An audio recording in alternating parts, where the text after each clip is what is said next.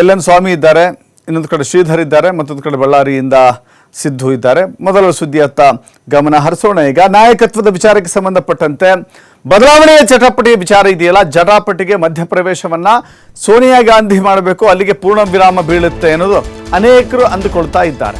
ಯಾಕೆಂತ ಹೇಳಿದ್ರೆ ಖುದ್ದು ಮಲ್ಲಿಕಾರ್ಜುನ ಖರ್ಗೆ ರಾಜ್ಯಕ್ಕೆ ಬಂದರೂ ಕೂಡ ಹೌದು ನಾನು ಇದನ್ನ ಬಗೆಹರಿಸ್ತೇನೆ ಅಂತ ಹೇಳಿಲ್ಲ, ಹೈಕಮಾಂಡ್ ಚರ್ಚೆ ಮಾಡ್ತೇನೆ, ಹೈಕಮಾಂಡ್ ಇದನ್ನು ಬಗೆಹರಿಸುತ್ತೆ ಅಂತ ಹೇಳಿ ಹೊರಟರು. ಹೀಗಾಗಿ ಹೈಕಮಾಂಡ್ ಅಂದರೆ ಅತ್ಯಂತ ಸುಪ್ರೀಂ ಲೀಡರ್ ಕಾಂಗ್ರೆಸ್ನಲ್ಲಿ ಅಂತ ಹೇಳಿದ್ರೆ ಅದು ಸೋನಿಯಾ ಗಾಂಧಿ. ಸೋನಿಯಾ ಗಾಂಧಿ ಅವರು ಮಧ್ಯಪ್ರವೇಶ ಇಲ್ಲಿವರೆಗೂ ಕೂಡ ಮಾಡಿಲ್ಲ, ಇದೀಗ ಮಧ್ಯಪ್ರವೇಶ ಮಾಡಬೇಕು ಅಂತ ಹೇಳಿ ACC ಅಧ್ಯಕ್ಷ ಮಲ್ಲಿಕಾರ್ಜುನ ಖರ್ಗೆ ಸಲಹೆಯನ್ನು ಕೊಟ್ಟಿದ್ದಾರೆ. ಖರ್ಗೆ ಅವರ ಸಲಹೆಗೆ ಓಕೆ ಖಂಡಿತ ಅಂತ ಹೇಳಿದ್ದಾರಂತೆ.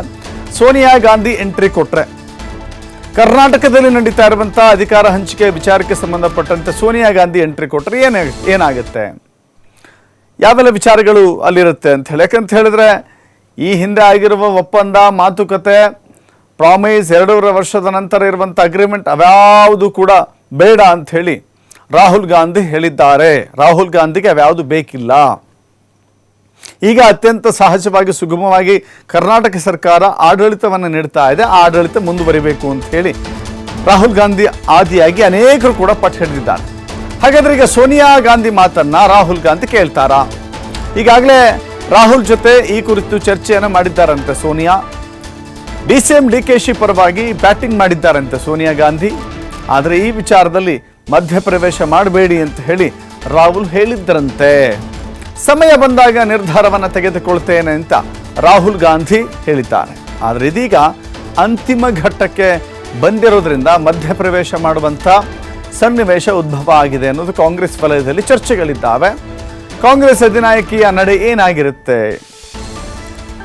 ಈಗಿರುವ ಮುಖ್ಯಮಂತ್ರಿ ಅವರನ್ನೇ ಮುಂದುವರಿಸುವ ಇರಾದೆಯನ್ನ ಸೋನಿಯಾ ಗಾಂಧಿ ಅವರು ವ್ಯಕ್ತಪಡಿಸ್ತಾರಾ, ಅಥವಾ DK ಶಿವಕುಮಾರ್ಗೆ ಅದೃಷ್ಟದ ಬಾಗಿಲು ತೆರೆಯುವ ರೀತಿಯಲ್ಲಿಯೇ ಸೋನಿಯಾ ಗಾಂಧಿ ನಿರ್ಧಾರವನ್ನು ಮಾಡ್ತಾರಾ ನೋಡಬೇಕಾಗಿದೆ.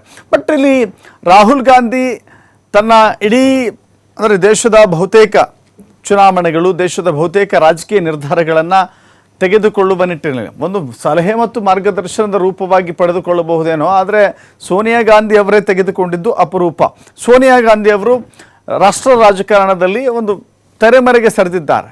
ಅವರು ಆಕ್ಟಿವ್ ಎಲೆಕ್ಟ್ರಲ್ ಪೊಲಿಟಿಕ್ಸಲ್ಲೂ ಇಲ್ಲ, ಜೊತೆಗೆ ಚುನಾವಣೆ ಅಂತ ಸಂದರ್ಭದಲ್ಲೂ ಬಂದಾಗ ರಾಹುಲ್ ಗಾಂಧಿಯೇ ಪ್ರತಿಯೊಂದು ಕೂಡ ನೋಡ್ಕೊಂಡು